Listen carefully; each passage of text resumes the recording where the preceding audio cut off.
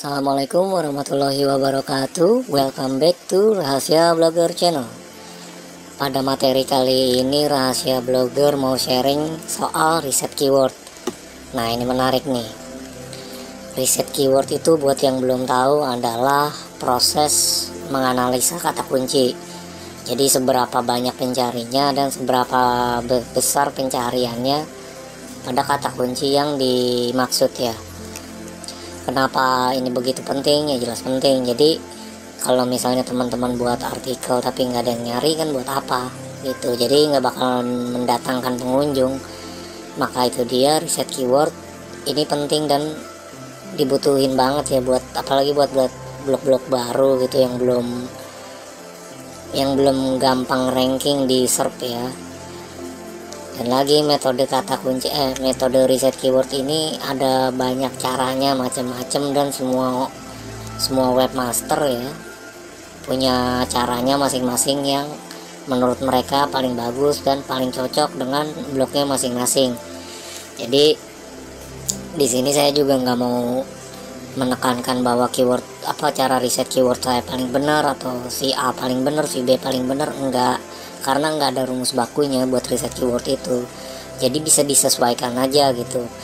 Nanti juga rencananya sepanjang video-video selanjutnya ya di channel ini saya mau buat beberapa cara riset kata kunci. Jadi nanti teman-teman bisa pakai mana yang menurut teman-teman cocok dan gampang ya. Oke, yang kali ini bakal gua bahas itu dengan metode all-in title ya, cara riset keyword dengan all-in title. Mungkin udah banyak tahu tentang teknik ini, tapi sebelumnya yang buat yang belum tahu gua kasih tahu dulu ya.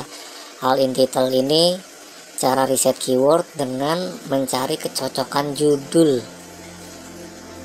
Ini sebenarnya termasuk jenis SEO yang jadul juga ya, karena ya udah lama dipakai dan kadang gue masih pakai juga sampai sekarang, karena menurut gue ada beberapa kata kunci yang cukup di riset dengan ini udah gampang dapat peringkat gitu, peringkat bagus di Google. Dan lagi gue bakal ngejelasin tanpa tools yang bayar ya, jadi kita pakai yang gratisan aja. Oke, langsung aja. Pertama kita tentuin dulu kata kuncinya ya. Misalnya kita ambil contoh kasus di sini apa ya, cara memelihara ikan cupang. Ikan cupang tuh lagi booming banget ya sekarang. Coba ya kita lihat. Pertama teman-teman buka Ubersuggest ya, nanti linknya gue kasih di deskripsi, emailpatel.com/Ubersuggest. Nah, Ubersuggest ini teman-teman bisa sign up ya, register pakai email. Tapi kalau nggak register juga nggak apa-apa, tapi cuma bisa 3 kali doang sehari kalau yang tanpa register by email gitu ya.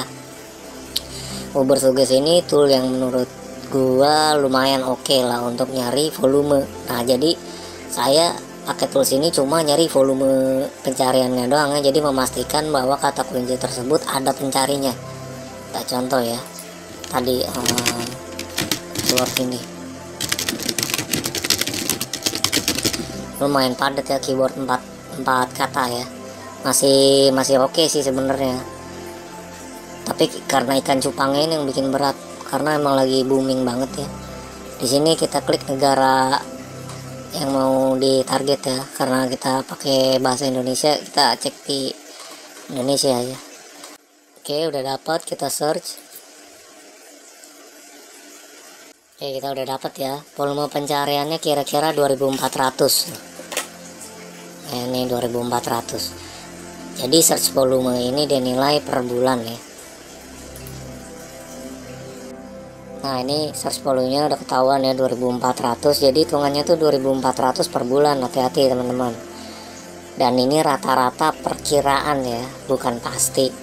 Jadi 2400 dibagi aja dengan 30 hari. Hampir 100 ya, 80-an. Jadi ada 80 pencari.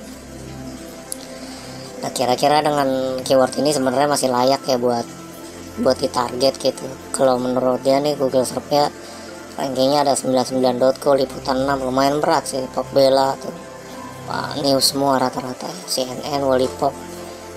Oke, anggap aja kita pakai keyword ini ya. Pertama kita cari di Google Search ya, Tapi yang pasti ini kita udah tahu dulu nih bahwa itu ada yang nyari ya. Ini ada yang nyari, ada 2400 volumenya, lumayan lah, nggak dikit banget. Oke, kita cek lagi ya di search secara langsung. Nah, kita udah masuk, ada sekitar 171.000 hasil ya pencarian. Jadi 171.000 ini apapun yang relate dengan cara memelihara ikan cupang akan masuk, seperti di judul dan di deskripsi atau di sepanjang teks. Kayak ini nih snippetnya nih, ya kan, cara merawat ikan cupang ini masih relate ya. Nah, itu maksudnya. Sekarang kita volume udah tahu, tentukan keyword tadi ya. Sekarang kita gunain metodenya nih. Metode alt in title ini gampang, teman-teman tinggal ketik aja. Jadi gitu ya, alt in title titik 2 cara memelihara ikan cupang. Jadi semua judul yang ada cara memelihara ikan cupang bakal tampil di sini. Terus kita enter ya, kita search. Sebenarnya yang nulis kata judul ada cara memelihara ikan cupang ya cuma 416. Sebenarnya dikit ya. Kenapa tadi jomplang banget hasilnya? Karena yang tadi itu ya gue bilang gak cuma judul yang masuk gitu. Cuman faktor pengaruh terkuat di relevansi search engine ini kan judul ya. Jadi kita fokus nyari judulnya ini gitu. Jadi faktor yang paling kuat dulu kita hajar. Bisa dibandingin sendiri ya. Apa ini hasilnya 416, di sini 171.000 kan jauh banget. Jadi faktor relevansi terkuat menurut SEO itu judul ya, dari judul. Terus ada yang kalau ada yang nanya bagaimana bang, apakah pencarian segitu yang cuma 164 apa berapa tadi, apakah layak 416 ini dengan kata kunci yang nggak kayak gini? Gua rasa masih layak, masih bisa lah, it's okay. Apalagi kalau di bawah 100 masih oke. Cuma ini karena teman-teman lihat sendiri ya, pertama masih paham juga bahwa ikan cupang ini saat video ini dirilis ya lagi booming banget nih. Jadi kemungkinan besar sesuatu yang lagi tren atau booming pasti media tulis. Itu yang bikin berat. Coba kita cek di aslinya.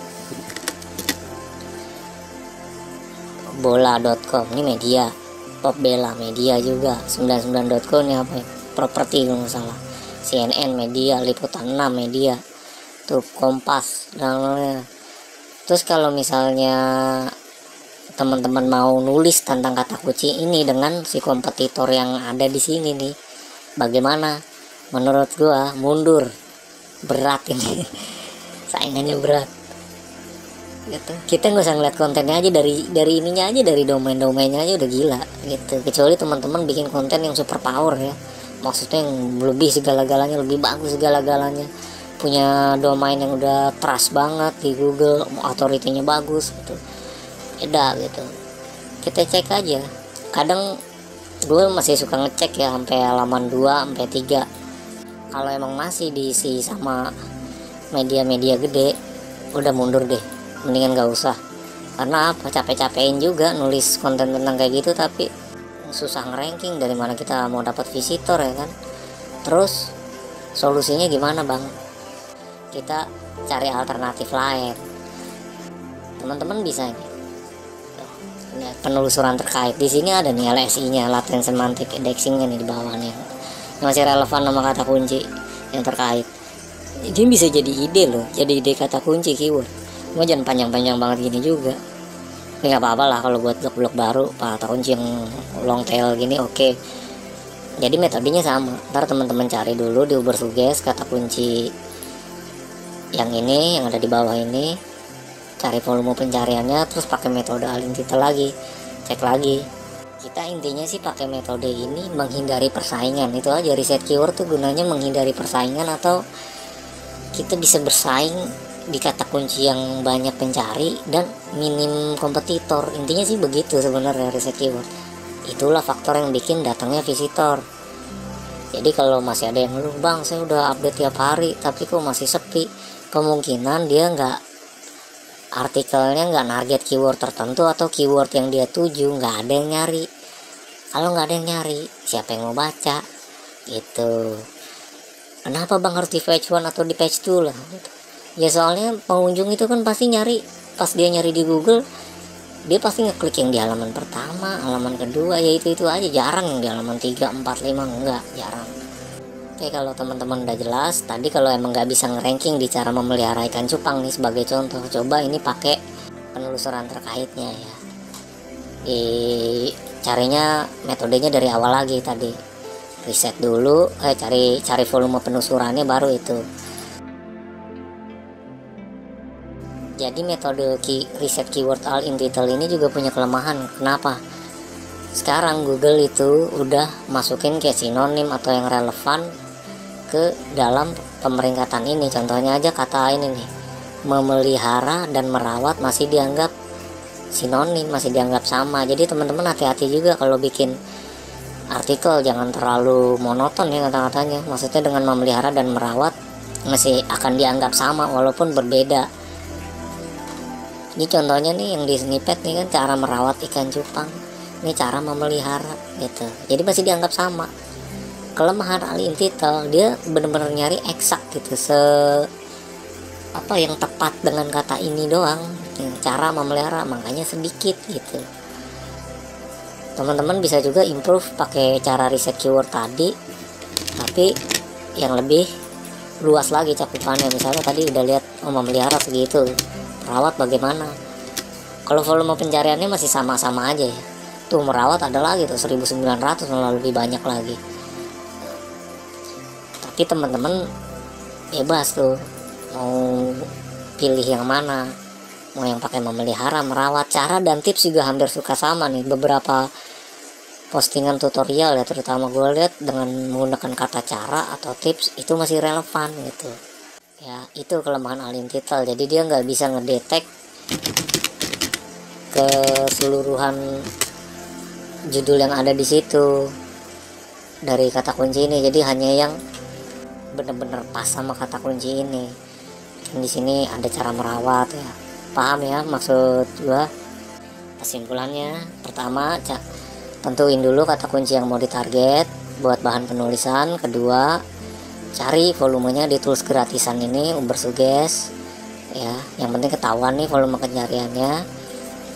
Terus yang ketiga, gunakan metode tadi all in title _2, terus keyword yang dimaksud nggak usah pakai spasi ya pas habis all in title-nya. Tuh gitu aja ya, all in title _2, cara melihara ikan hias. Terus lihat hasilnya nih, di sini hasilnya ya, sekitar berapa pencarian. Saran gua kalau di bawah 100 saja atau di bawah 80 atau 50 lebih bagus lagi ke bawah, oke, masuk aja. Tapi dengan catatan kita lihat kompetitornya di sini ya, media-media bukan, atau domain-domain besar bukan, blog-blog besar bukan gitu. Artinya kita juga di sini mesti ngukur kekuatan blog kita sendiri ya, pasti teman-teman tahu lah. Jadi penting juga tahu kekuatan blog kita, intinya sih menghindari persaingan. Yes. Selanjutnya cari alternatif. Kalau emang udah nggak bisa masuk, teman-teman, gue mau ngubah kata kunci lagi deh karena gue nggak bakal bisa masuk, kita ke di sini LSI, coba aja cari ini yang masih penelusuran terkait gitu. Penelusuran terkait ini juga bisa teman-teman jadikan ide buat subheadingnya umpamanya gitu kan, bisa juga masuk kata kunci dari sini. Tuh itu aja ya buat cara riset kali ini. Kalau belum jelas bisa tanya nanti di komen. Kalau yang belum subscribe, ayo saya minta tolong subscribe-nya ya. Assalamualaikum warahmatullahi wabarakatuh.